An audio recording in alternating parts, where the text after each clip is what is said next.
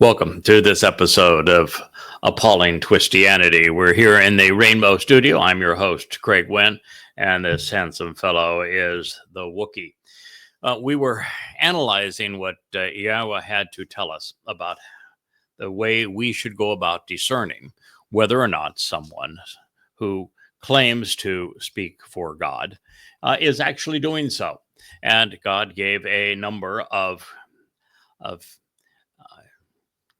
criteria that we can use to determine this already. And the reason we're considering it is, of course, because Christians assume that when Paul claimed to have been appointed to speak for God, that he was telling the truth, and therefore that his letters and the subsequent gospels that he inspired and orchestrated are the word of God.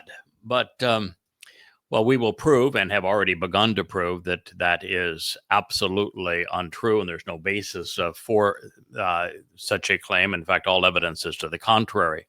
We have God's instructions on how to go about determining whether or not someone is speaking for him. And in the first paragraph on this, God said that if someone is speaking for him, they have to speak in his name. And if they do not speak in his name, they're not speaking for him. He also said that everyone who is speaking for him will have been specifically authorized by him, which means that there must be textual support within the Torah, prophets, and Psalms for this individual. They must be not only mentioned, but mentioned emphatically so that there is no way of missing the fact that God himself has authorized that individual to speak for him by name, by title, by place, by subject, and one way or another, or in multiple ways, to make this emphatically clear. There is, of course, absolutely no mention of a Jesus, a Mr. Christ, a Paul, a Peter, a Luke, a Mark, anywhere in the Torah, prophets, and Psalms. There's no reference to a New Testament. There is no reference to Gospels. There's no reference to Christians or Christianity or to a church or any of these kinds of things, nor, of course, to a Rabbi Akiba, rabbis, or a Talmud. And therefore, you can be assured that there is no chance whatsoever that any of these texts or any of these individuals was authorized to speak for God, because he makes it abundantly clear who he has chosen and enabled to speak for him. But God goes even further in terms of delineating who speaks for him and who does not. And by the way, the one thing I should add, in that prior statement, God not only said that those who speak in his name and for him are known because he authorized them explicitly, telling us that they had his authority to do so. He said that anyone who speaks in the name of God, who has not been specifically appointed by God to do so, is deadly. Now, I will preface this by saying that even though I have told you that there is no edict for a Jesus, a Christ, a Peter, a Paul, a Luke, a Mark, a Matthew, a John, to speak for God, not an Akiba, not a Maimonides, not, of course, a Mohammed, that there isn't a single acknowledgement from God in the Torah and prophets that these people were authorized to speak for him, thereby nullifying what they have written about God, saying that it's actually deadly. There are upwards of 1,000 notifications from God that I have been chosen to do this, and I'm the first person so acknowledged in 2,500 years since the prophet Malachi, and that there are references to what we are doing together beginning in the Torah and continuing all the way through the last of the prophets. And that his references to our collaboration use terms like Nakri, my observant foreigner. They describe this as a bashar, as a herald for King Daud, as the choter, as the one who is a stem off the branch of the tree of knowledge, and who is a secondary branch off the tree of lives, which is Daud, as the Adamah Parah, the bloody red man of the earth, who is productive, as the one who comes out of Eden to save many,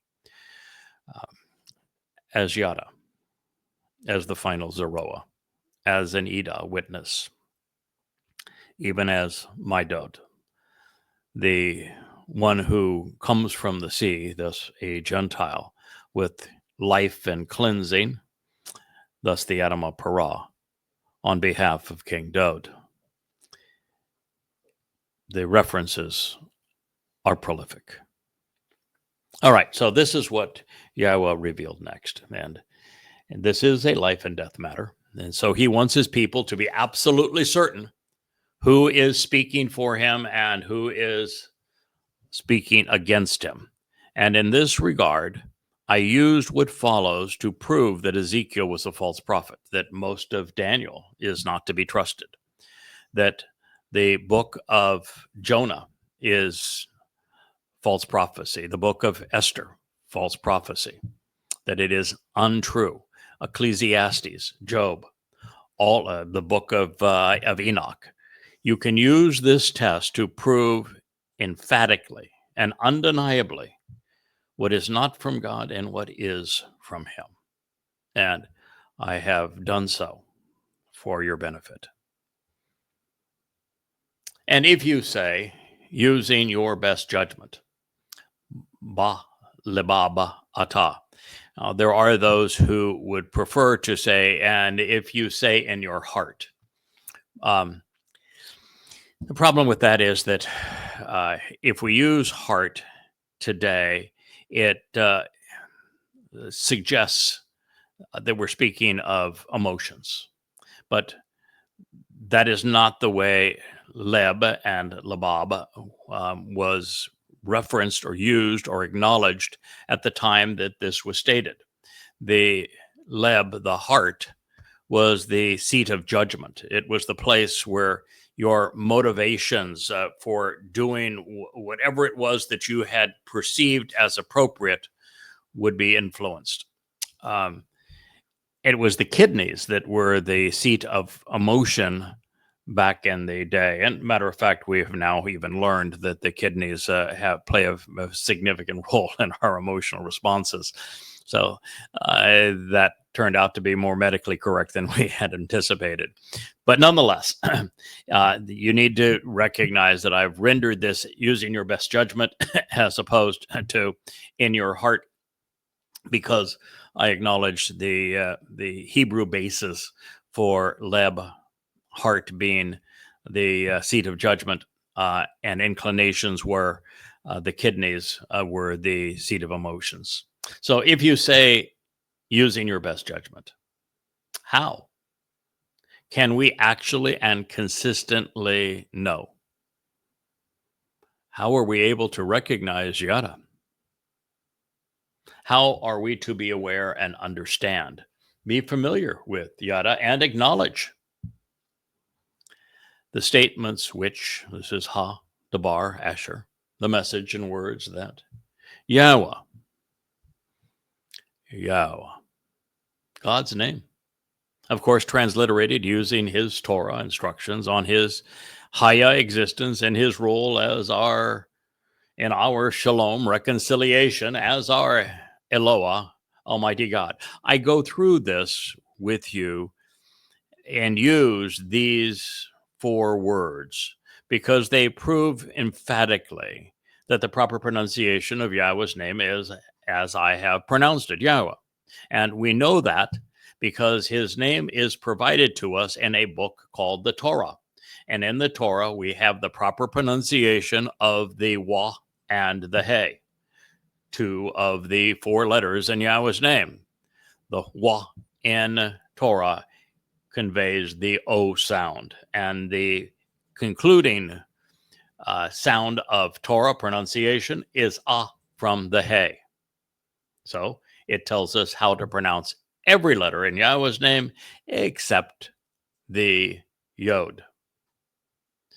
But the Yod is explained in Haya. When Yahweh introduced his name to Moshe, he explained that the basis of his name was the Hebrew verb Haya, which means to exist. And Haya is written Hey, Yod, Hey. And therefore it tells us how to pronounce the first and last syllable of Yahweh. Yah and Ah. The O sound comes from the Wah. It is that simple, folks.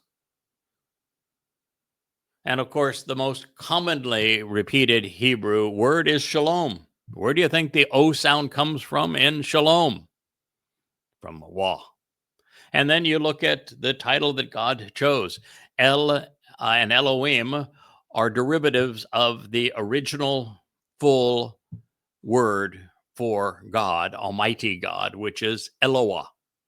And the O sound is derived from the Hebrew Wah, the ending sound Ah.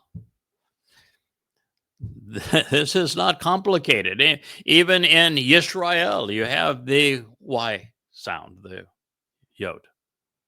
So let me go back to the beginning now that we have taken the time to explain Yahweh's name, because it's essential. If you don't find Yahweh's name being used prolifically by the person who claims that they're speaking for God, then you can be assured they're not speaking for God. That would eliminate Jesus. That would eliminate Peter. That would eliminate Paul. That would eliminate Luke and Mark and Matthew and John. That would eliminate Muhammad. It would eliminate Akiba, Mohammedis, Yokai, all of them.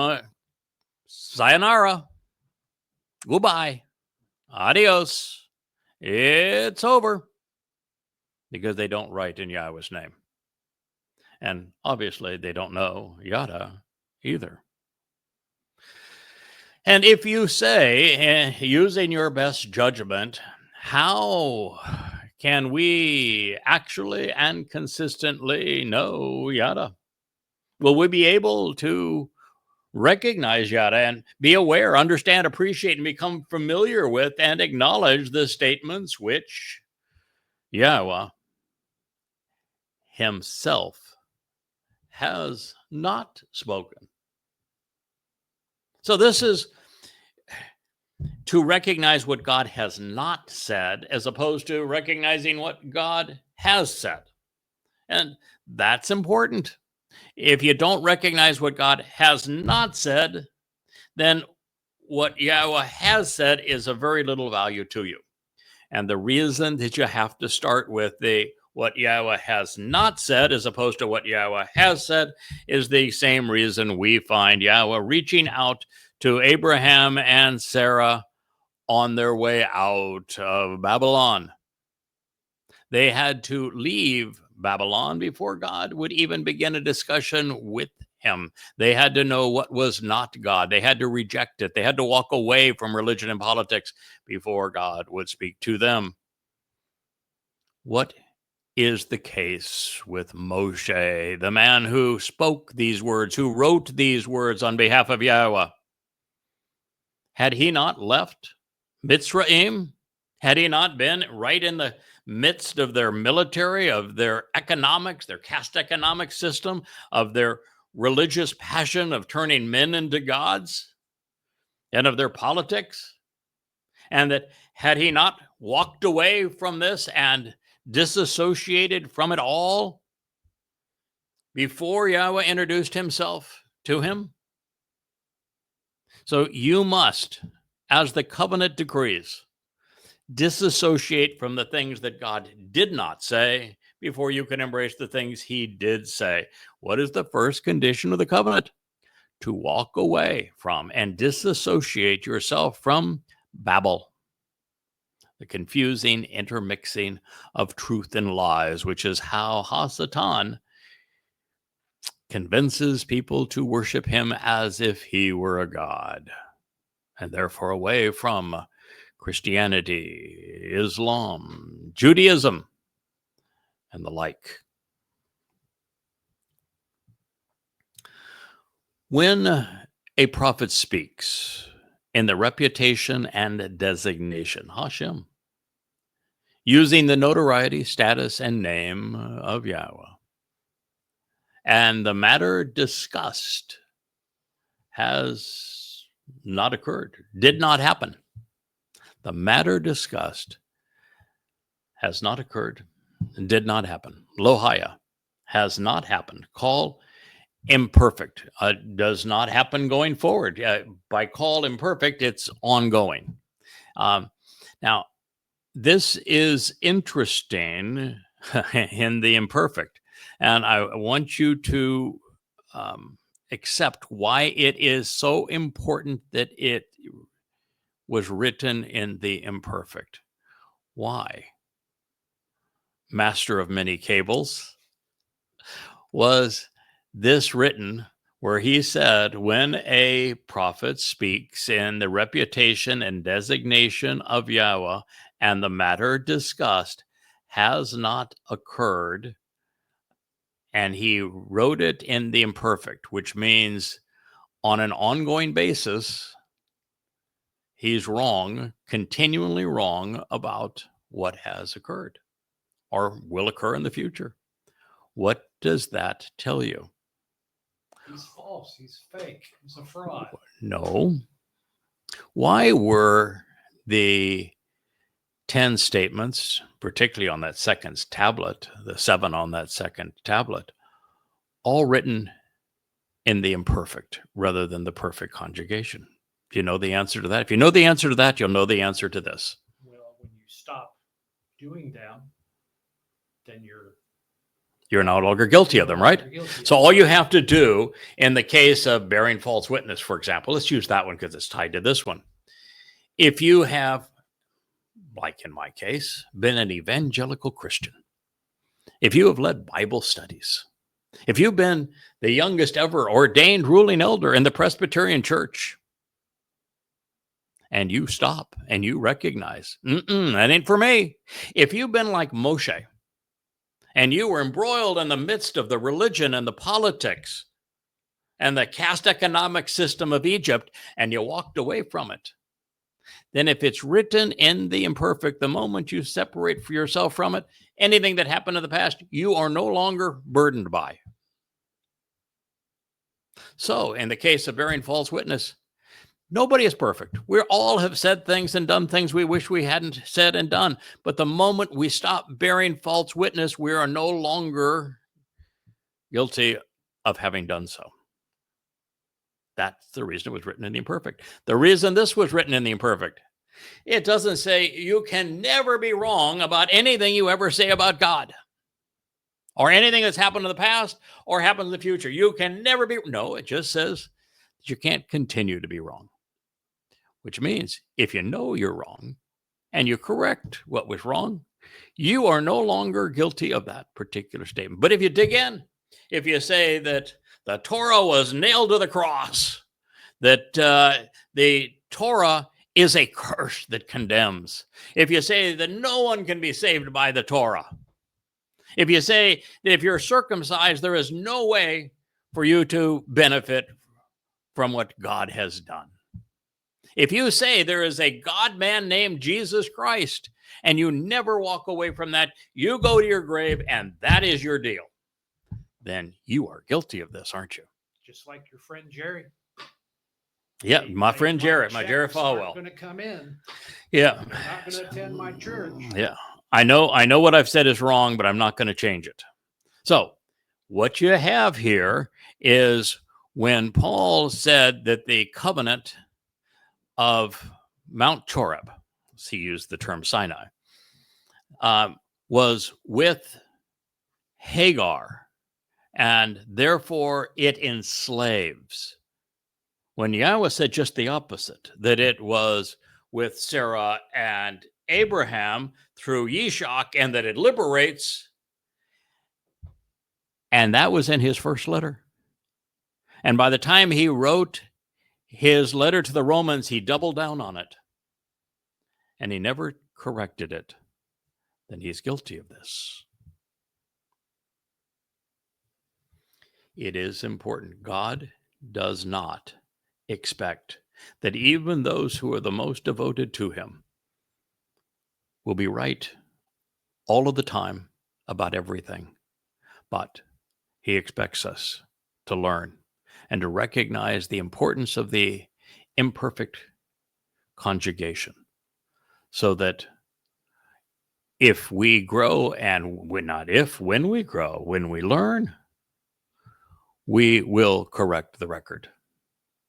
There's a reason that Yahowah delayed speaking to you versus writing for you for 23 years.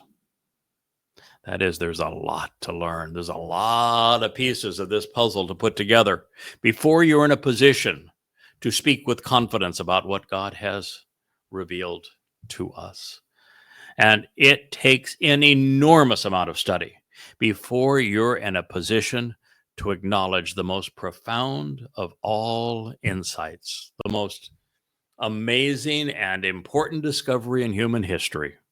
For example, that Jesus Christ that Paul introduced to the world never existed, that he was nothing more than a crude counterfeit, product of identity theft, robbing David, the actual Messiah and Son of God,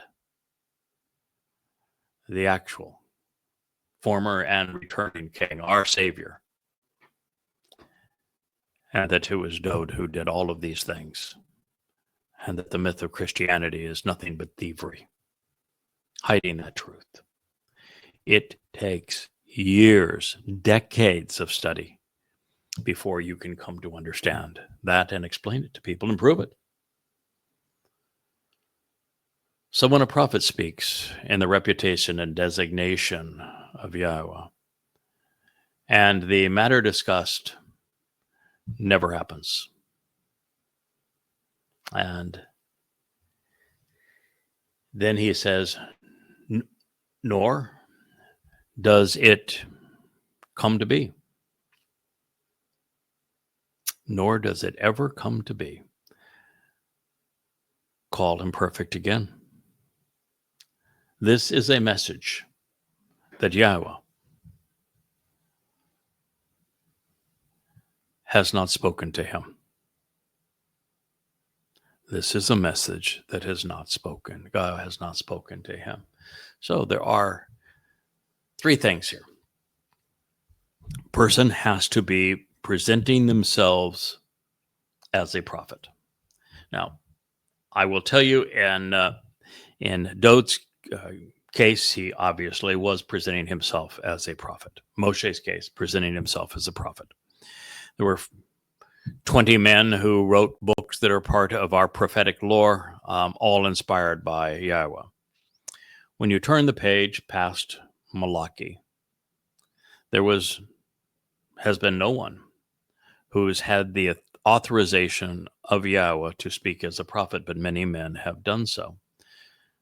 Paul, who wrote the first 14 books of the Christian New Testament and is responsible for the Gospel of Paul as recorded in Mark and the Gospel of Paul as recorded in Luke, who were not eyewitnesses. They were disciples of Paul. And of course, the book of Acts. And Matthew is regurgitated Mark and Luke. This is all Pauline. And Paul claimed to be a prophet. That means he's guilty as hell of this, and he never recanted any of the devastating things, invalid things that he said about God. Same thing is true with Akiba. Same thing is true with Maimonides. Same thing is true with Muhammad. Heretofore, and it's important because until a few weeks ago, I never used the term Nabi in association with the mission Yahowah had ascribed to me. And I still have not called myself a Nabi, even though that term is used of my Dode, who is the one who is assisting Dode as presented in Numbers 11.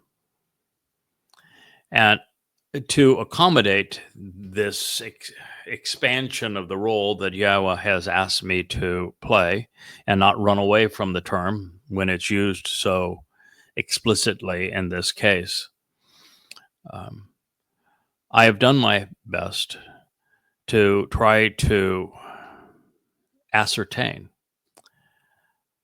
how it could be possible that God would have ascribed this designation to his choder, and yet not have his choder recognize that he had done so until they had been together for some 24 years. And this is the passage that haunted me the most, because I had interpreted this differently than what it actually says. I had interpreted it as that it was one mistake if you are called a prophet and you were a false prophet. And I think I've repeated that a lot of times, and that's not what it says. If it were to condemn a person under that basis, it would have had to have been written in the perfect, one and done. But it wasn't. It's just like the 7 statements on that second tablet. If they were written in the perfect, if you bore false witness once at any time, you're done. You're always a false witness.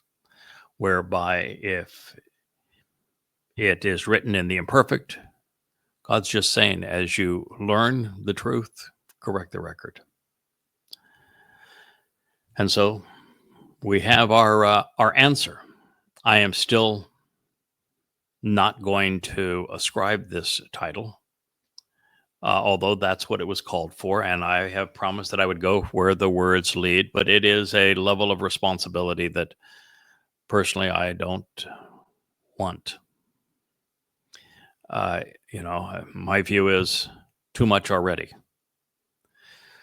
But nonetheless, it was essential the moment that we heard it to deal with it. And that's what we're doing. That is why we're in Debatim 18. And we're going to go back to it, because we're here because I had placed Debatim 18 as the preamble to Twistianity, because it is the answer as to whether or not the authors of the Christian New Testament can be considered divinely inspired. And it says emphatically, no. That's why we're here.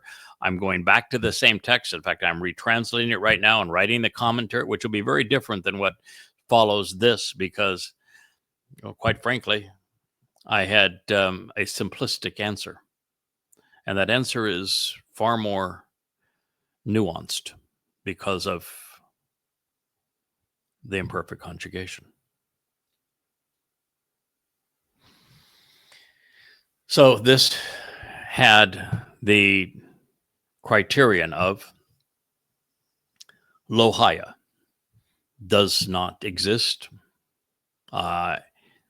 does not come to be, was not in the past.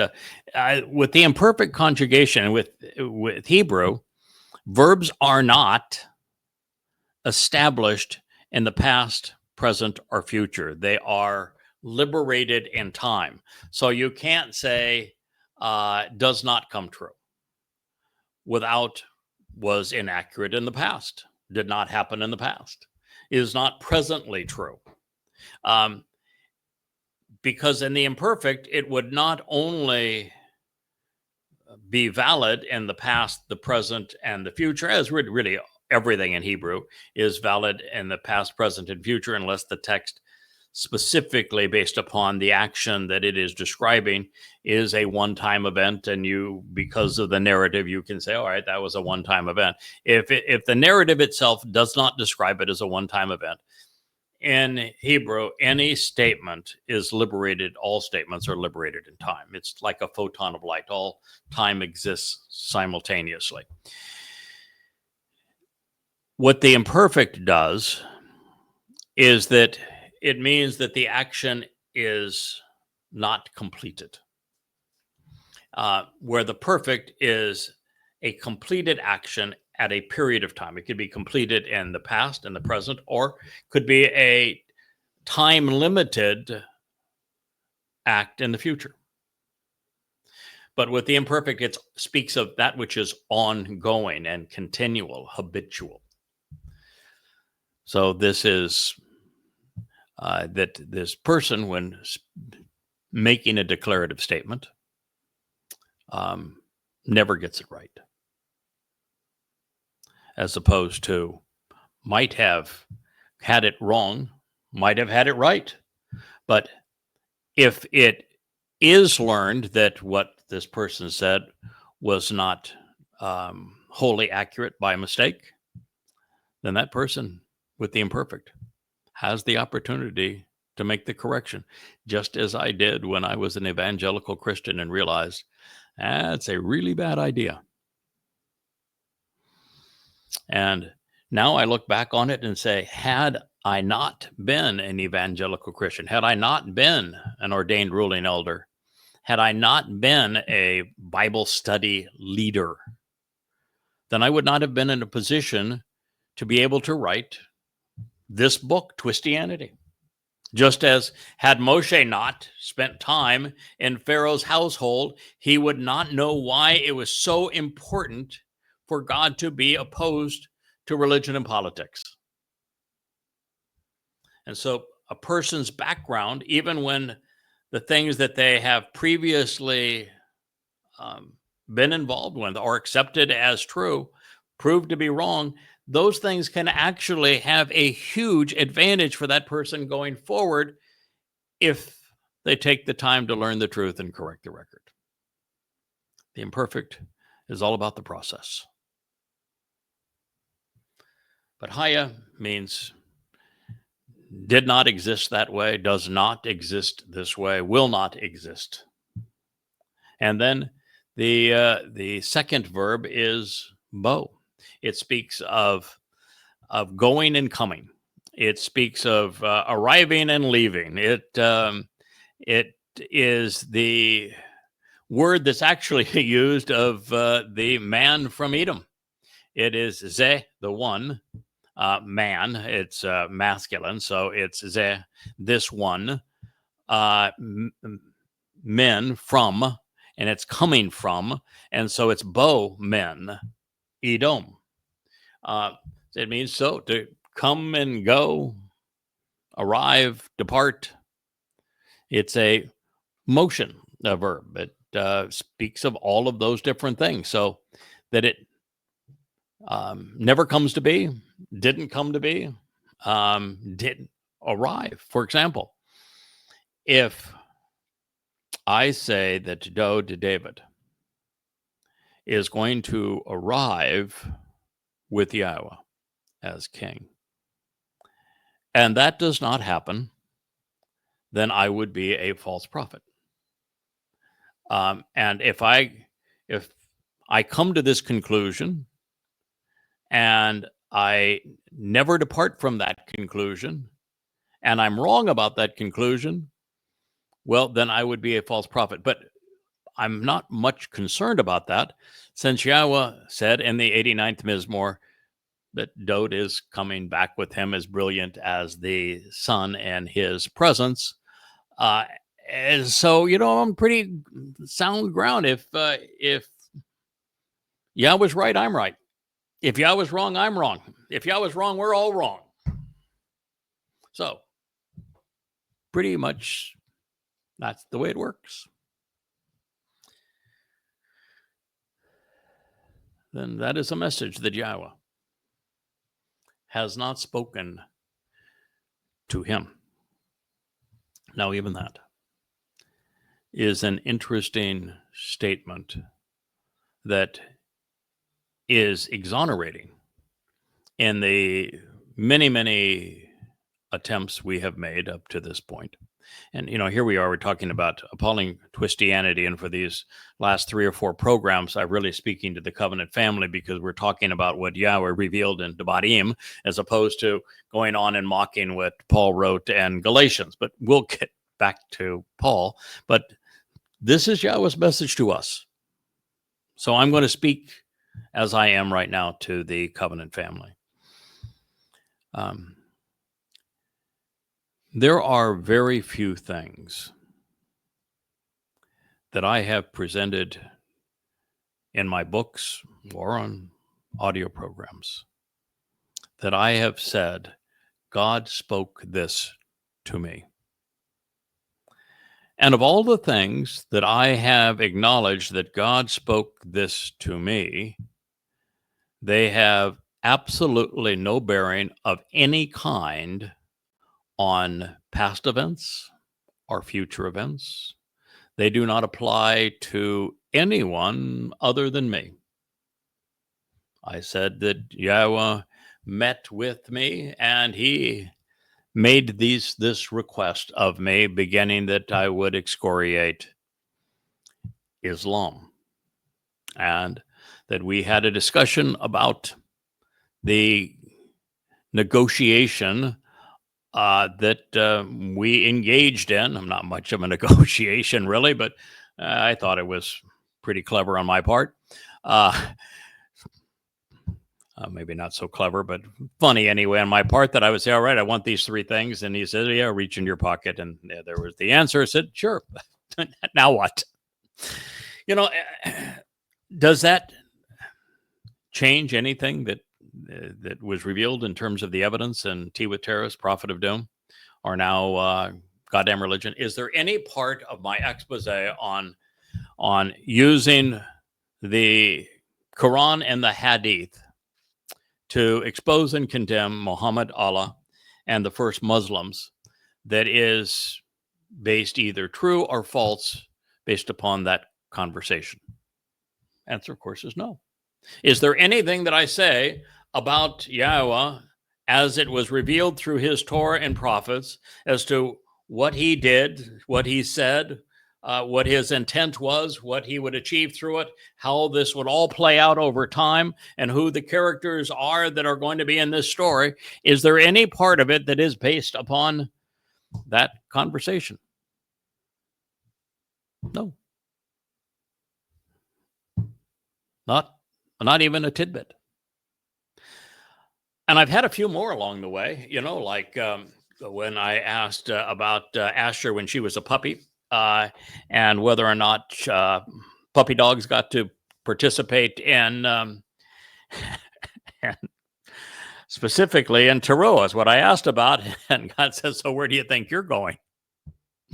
As I look back on it, it's hilarious because, well, we've learned not from that, because I had no idea what he was really talking about there, other than now we read Yeshaya 17 and it's obvious, no, I'm not going anywhere. I am the sacrifice. I'm the guy in that red chariot. But it's not based upon what God said to me. It's what God said through his prophets. Entirely.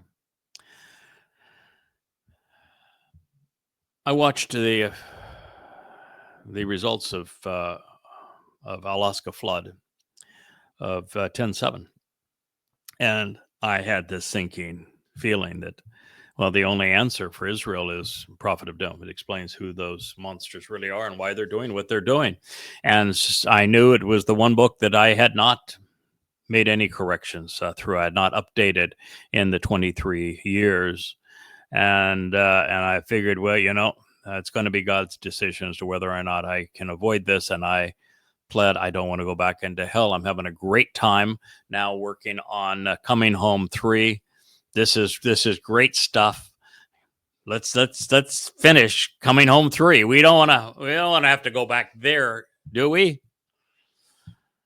And I've taken care of you. Now you take care of my people. Does that statement pay any bearing whatsoever into the now 5 volumes of evidence that have been marshaled against Allah and Muhammad, and anywhere among the 4,250 pages of evidence of goddamn religion? Nope. When we had the mutiny that cost three important people, or at least I had deemed them so, and the covenants, and so that I would have my Hosea moment, I would have my Dode moment, I would have my Moshe moment, and experience personally what it's like to have a fractured family. We all go through it. We all go through it because Yahweh went through it. And we can't speak for Yahweh without empathy. And I asked God what we should do. And he encouraged me to go to this modern menorah that we're looking at here, and to change from focusing on writing books to speaking to you. And then when I asked him how to deal with these that are trying to undermine my credibility and our collaborative effort, he said, young man, you've just written about how the adulterous woman in Numbers 5 was cleansed by the Adamah Parah and Numbers 19. What do you think comes between them? 19 divided by 2. Ooh, 12. I need to go to Numbers 12. Okay. Now, the fact that I was directed to Numbers 12, did it change anything that was in Numbers 12? Or is Numbers 12 written for our specific situation, a prophecy for us to know exactly how you deal with somebody who says, but I also, particularly a woman who undermines the authorized individual's wife and says, but who comes with another man who is the enabler, but we also speak for God. And what is God's response? Does it change anything that God said? Nope.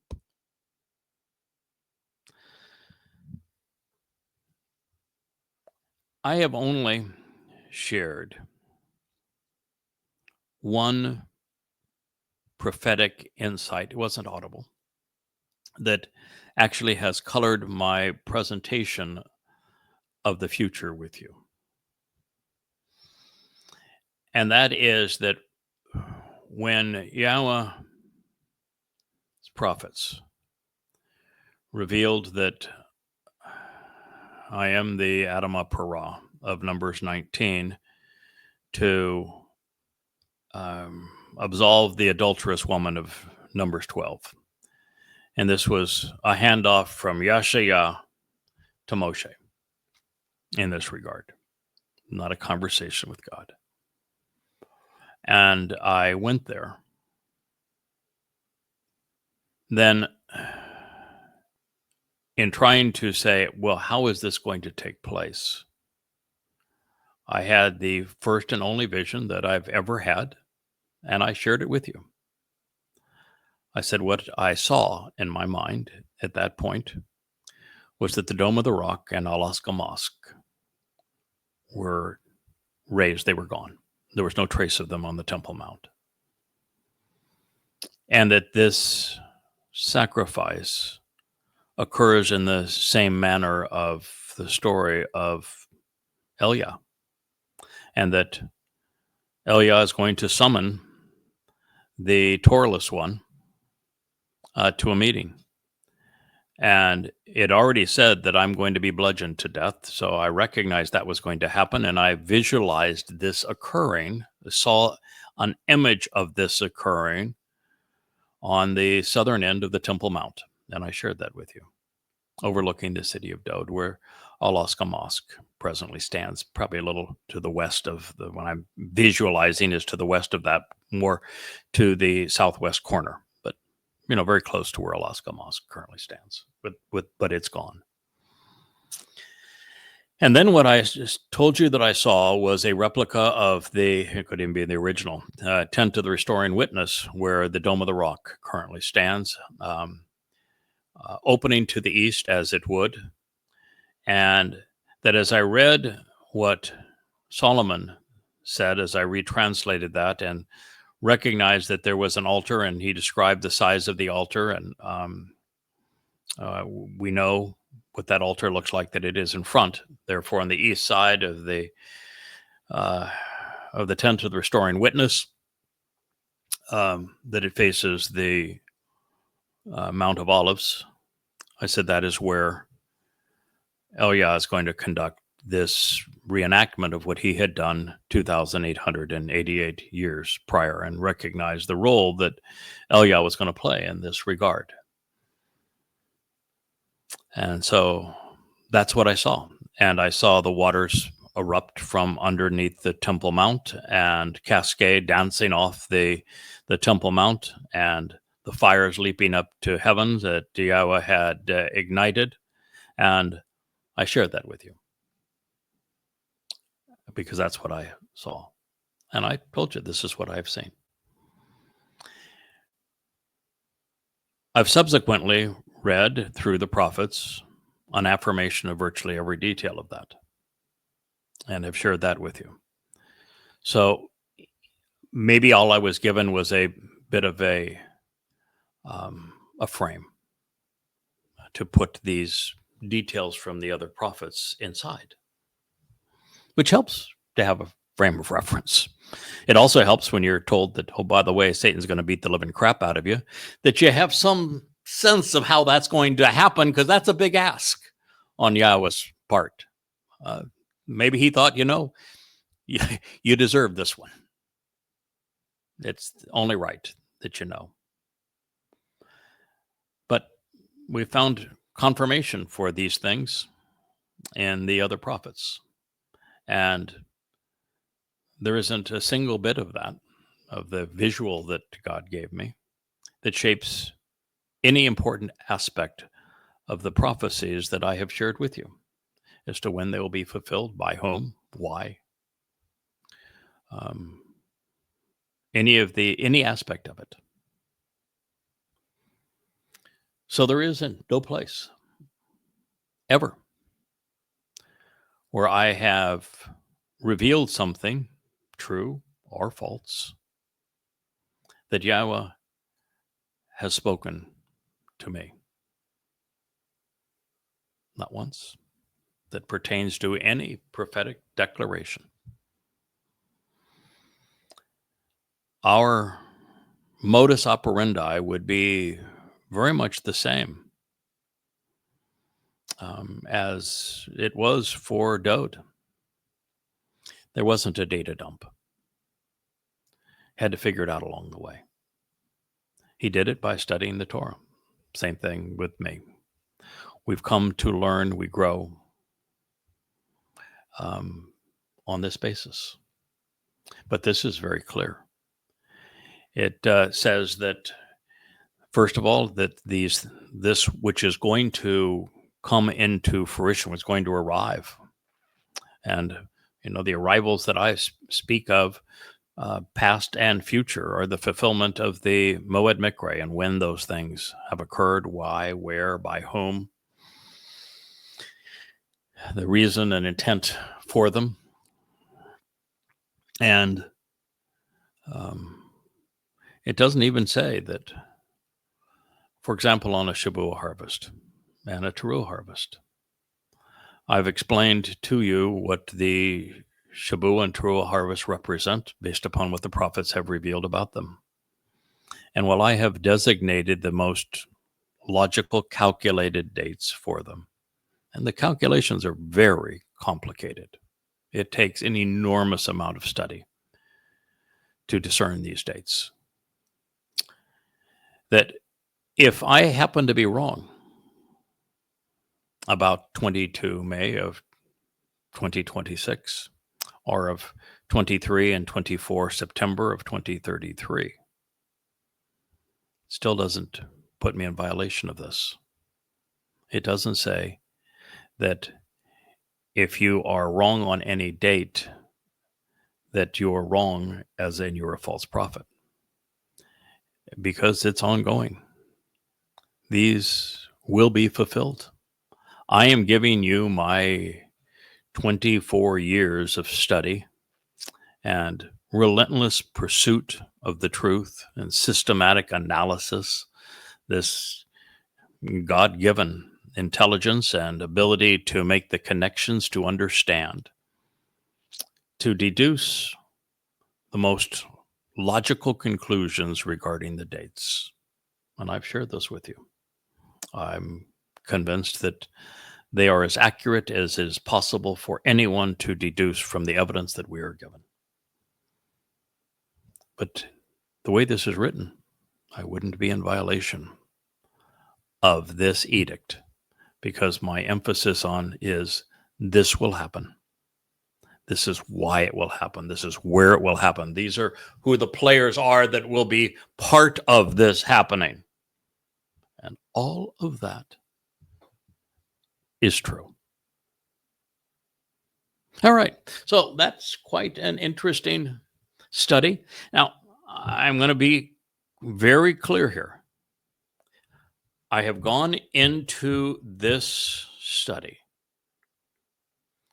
with you, departing from the context of appalling Twistianity, because we got to something that is fundamentally important for us to know as the covenant family working together to convey truth to Israel, that we ought always be open to learning. We must always be open to validation and verification, and that we must always focus on what God has revealed so as to glean every possible nuance that we can. And when God is so emphatic in saying, if I'm going to speak through someone, I'm going to let you know I'm speaking through him. And there are upwards of 1,000 confirmations that we are collaborating at this time, and many more when you consider the importance of the discoveries that we have made, and the fact that if we did not make them and did not succeed in convincing a quality group of people to capitalize upon them, the earth would be destroyed.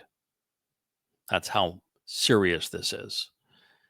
That there is no question we're in the right place, doing the right thing for the right reasons at the right time. But we can always refine the nuances of what we learn.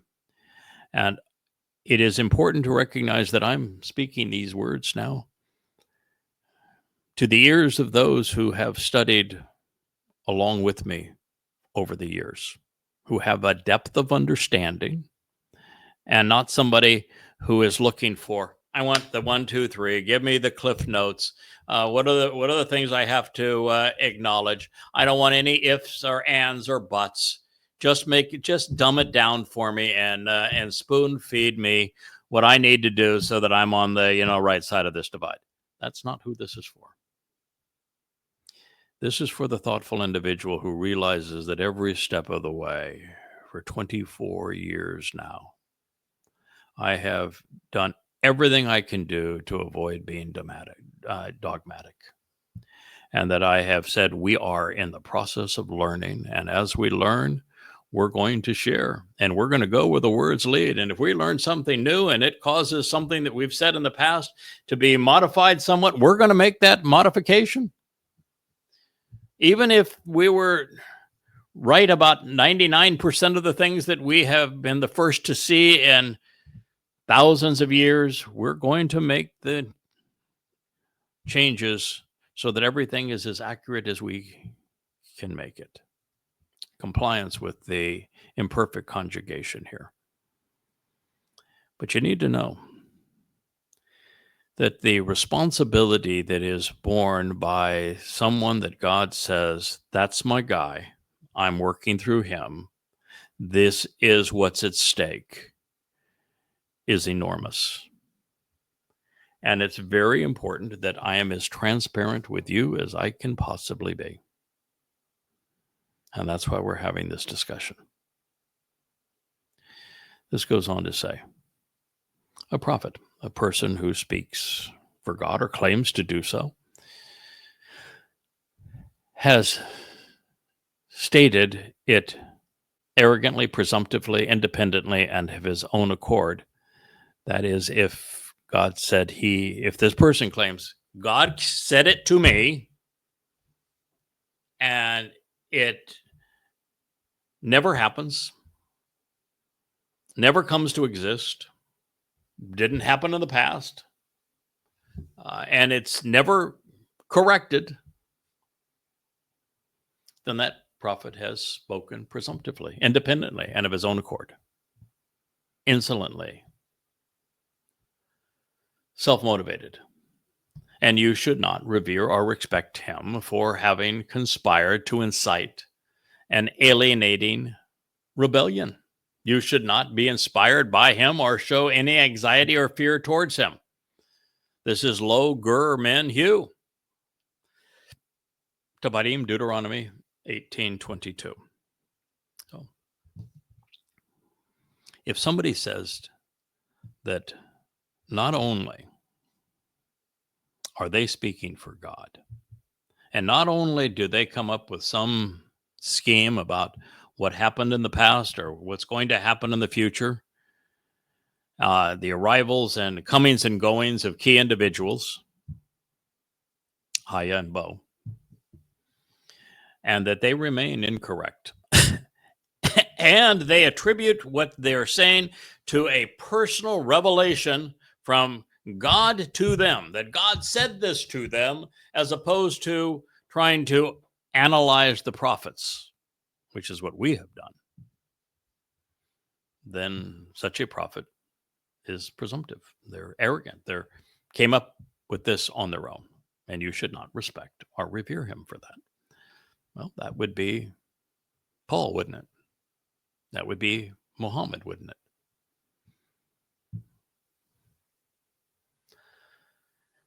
And they are rebellious against God. They are there to incite rebellion against God. What have we done in 24 years of Yada Yahowah? Incited one thing: respect and reverence for Yahowah. Respect and reverence for his Bereth covenant. Respect and reverence for his Torah teaching. Respect and reverence for his beloved Son, our Messiah and King, Daud.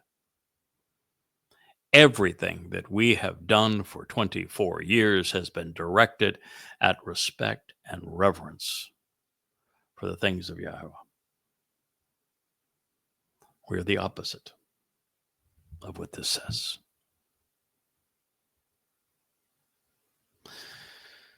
So this statement does begin by putting the onus on us. We have been provided the information we need to differentiate truth from deception. So God says that after using our best judgment, this is Devarim 18. That means that most of the Torah has already been delivered. You got the information you need to find out if this person is saying, boy, those Moed Mikre that God spoke of, and not only in Shemoth Exodus, but also in Kara Leviticus, they're meaningless. They don't pertain to us anymore. There's no reason we should even think about Passover or matzah. What in the hell is matzah anyway? Or Bakurim, what a strange word. Or, well, let's just change Shabua to Pentecost, and we'll ascribe it to the birth of our church. If somebody's doing that, oh, they're in serious trouble. And if you believe them, you're in serious trouble. But if you are someone who says, God shared these because they're important, God wants you to know how important Pesach, Matzah, Bakurim, and Shabua are, Teruah, Kippurim, and Sukkah, and why he delineated this path to him, then that's a story that is reinforcing what God says as opposed to rebelling against it. So he has given us everything we need to determine whether or not that person spoke for him or against him.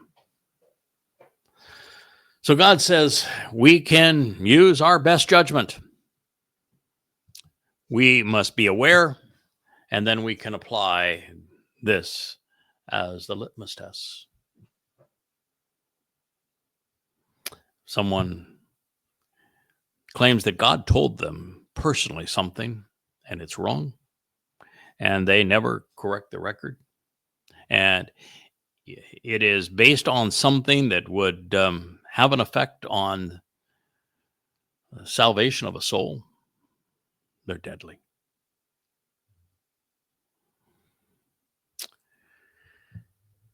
And so that's what God says. Now, if you take what God says about creation and you explain it, then you're on solid ground, because the explanation, the validity of what has been conveyed is on God, not on us.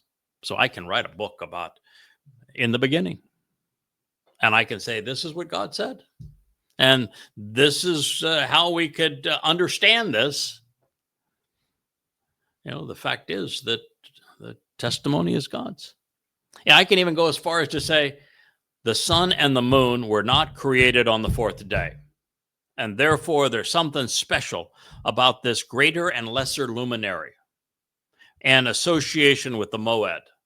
And let me come up with an explanation here for you that makes sense to why God would explain this on the fourth day and what the relationship is between these two. And then let me go to the 89th Mizmor, and to show the correlation between the sun and the moon towards the conclusion of the 89th Mizmor, to validate this conclusion for you.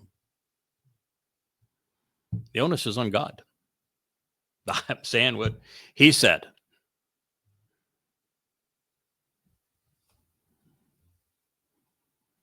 When I revealed to you that Dode volunteered to serve as the Passover lamb and to fulfill Pesach, Matzah, and Bakodim,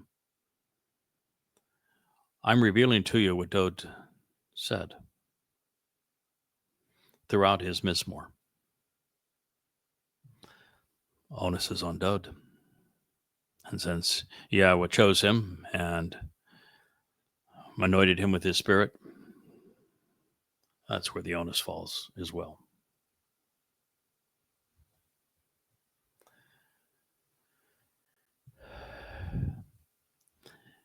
This also seems to suggest that if there is no prophecy, there is no prophet. And perhaps that's true. But it actually doesn't say that at any place, does it? And it most certainly doesn't say, by using the imperfect, that you can't get something wrong if you correct the record. I viewed the fact for years that Shabuah was fulfilled by Dode. That happens to be true, but not completely true. Shabuah is the Bakodim harvest. Therefore, it was fulfilled by Dode. No Pesach and Matzah, no Bakodim, no Shabuah.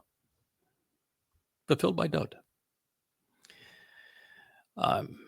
It was the last remnant, I think, of the mythos of the Christian New Testament. You know, we grow up in societies. I grew up in a Christian society, and the imprinting of that religion is everywhere.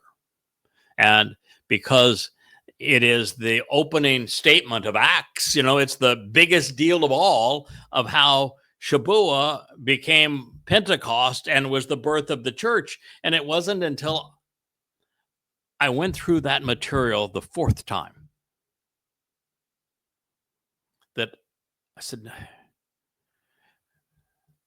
there's no part of this that's true. Flat out didn't happen. Nothing of this happened. It's all being projected back in time by words being ascribed to a person who didn't even bear that name at the time, and is likely a fictitious figure by Luke, who was Paul's pal, to create an entirely false impression in the manner of Paul, which is to grossly misapply and misquote a prophecy. And the last time through, I've been presented in a number of programs. It's just flat out laughable. And so I came to realize, whoa, wait a minute. It isn't like they misunderstood the purpose of Shabuah. It's that this whole story is completely fabricated. Well, once that happens, you're, whoa. So when is Shabuah being fulfilled? And then my fact checker, who's really helpful in all of these YAHOWAH blogs, because he brings many things to our attention. They're helpful. I was writing about Shabuah, and I was calling Shabuah a barley harvest. And I got that because, of course, YAHOWAH says that Shabuah is a Bokurim harvest, and clearly Bokurim is a barley harvest, when there is a clarification that says that Shabuah is chitums, which is various types of wheat. But he didn't use the term to describe wheat. He used the term to describe those who are prominent, standing up, mature. And so the moment he mentioned that, I went back and I said, oh, yeah, I've got some work to do here. That is what it says, and this is what it means. Oh, that is really insightful. That tells us a lot about this particular harvest. And then I had the kind of the last hurrah of the numbskull, the psychopath that was leading this rebellion, that says, oh, by the way, Shabuah hasn't been fulfilled yet. And she says it's going to be fulfilled at such and such a time. And it was, it was a year and a half ago. It was going to happen in conjunction with the Muslim attack on 10/7. She liked the symmetry of 10/7 of 23 and 10/7 of 33 being the time of Israel's troubles, even though it's designated under Shabuah. But nonetheless, she liked that timing. So she's wrong in the timing. But you have these three things that all come at you at once. And I say, yeah, I'm in the midst of redoing this now. I realize that is the case. And I need to ascertain the proper timing on it. But no, you're wrong. It's the timing that you've chosen is absolutely not correct. But I'm in the midst of doing this study now. And I had already opened up Zechariah and Yoel, and I was doing exactly what I like to do. I said, all right, let's refine what we know here. And it became immediately obvious that Shabuah was called Shabuah because it's sevens, and therefore it's going to be 7 years of the time of Jacob's troubles, and therefore it's the Shabuah right before, that would be 7 years before Dode returns.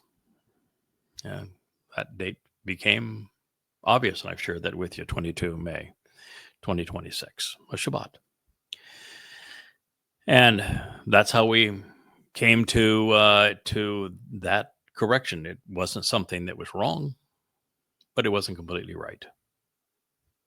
And so that is the whole process that we go through here, is to constantly refine what we have come to learn. I had written, for example, about the red heifer, because it's the ultimate conundrum now in eschatology, is to explain the nature of the red heifer. And well, the most recent time through, pretty damn obvious, because Yahshua led us to us, and he is the man who wrote the textbook on how to be a choder.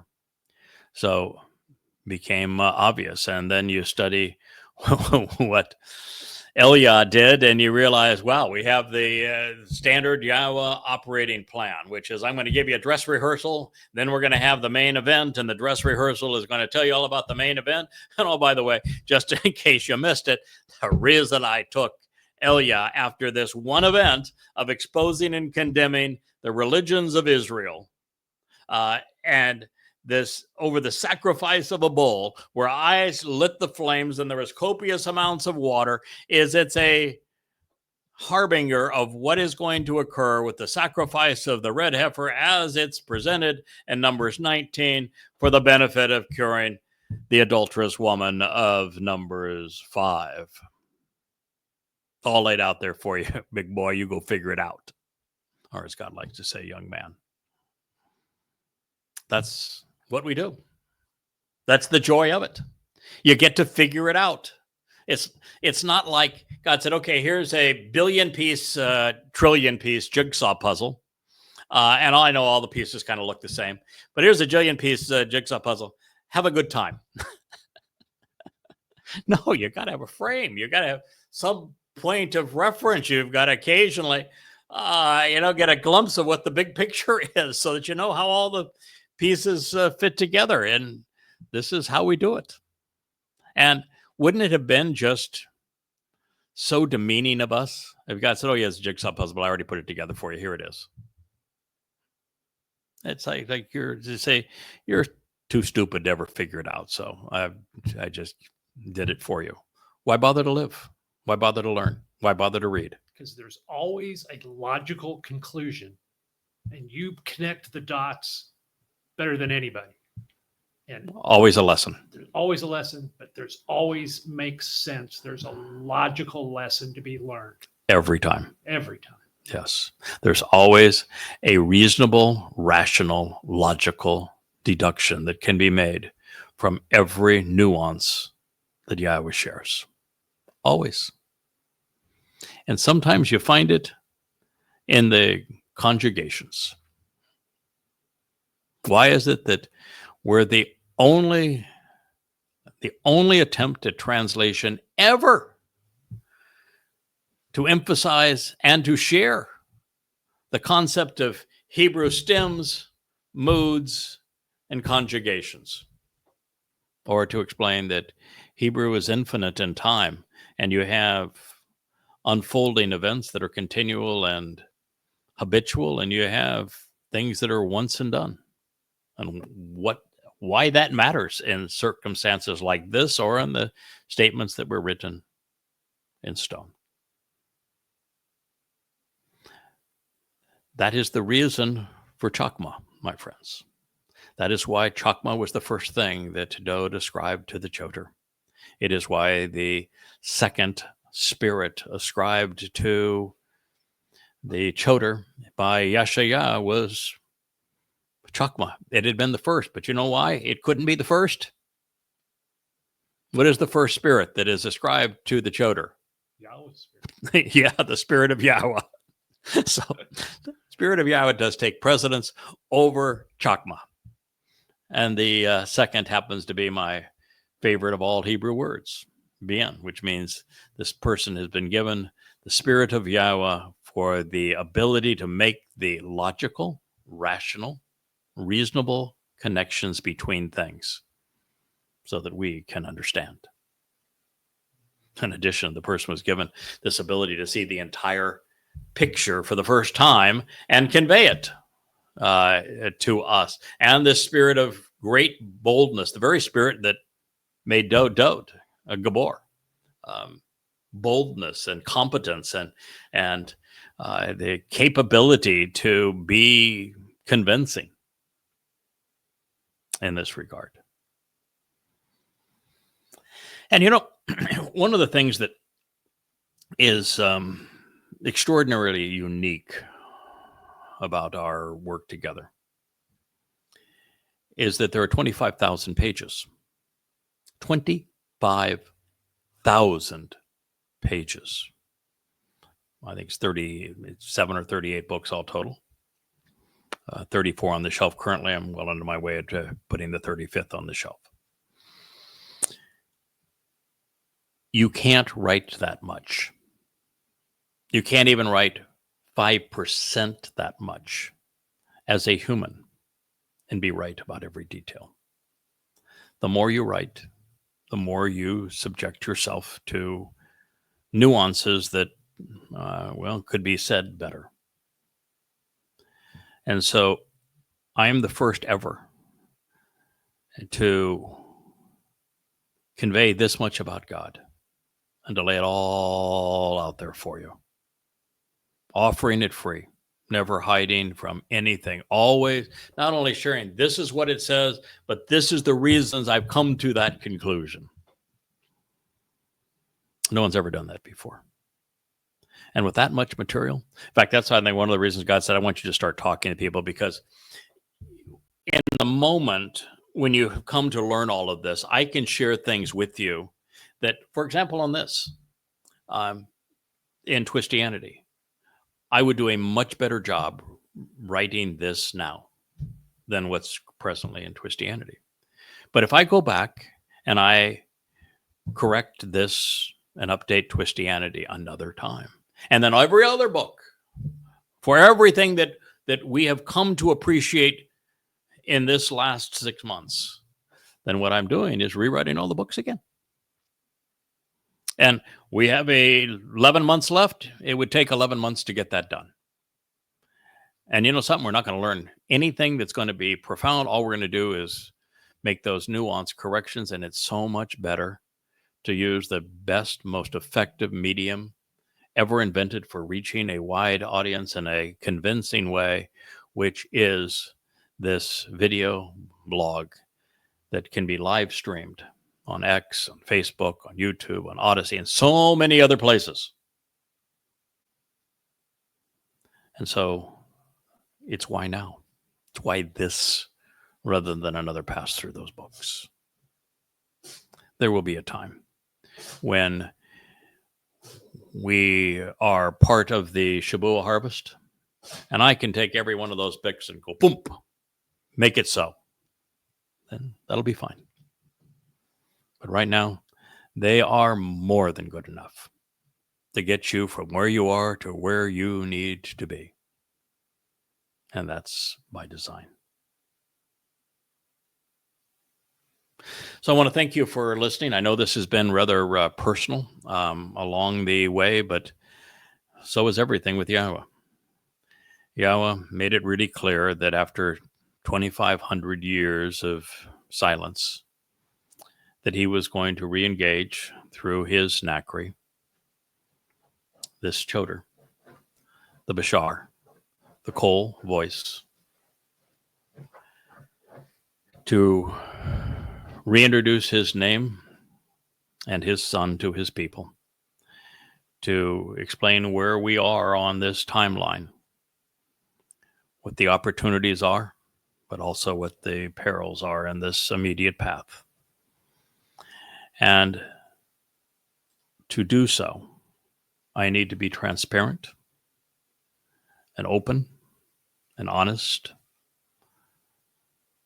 but also steadfast, determined, and focused with you. And that's why we spent this hour together. So I thank you for listening. And we will return to another episode of Appalling Twistianity here in the Rainbow Studio tomorrow. Good day.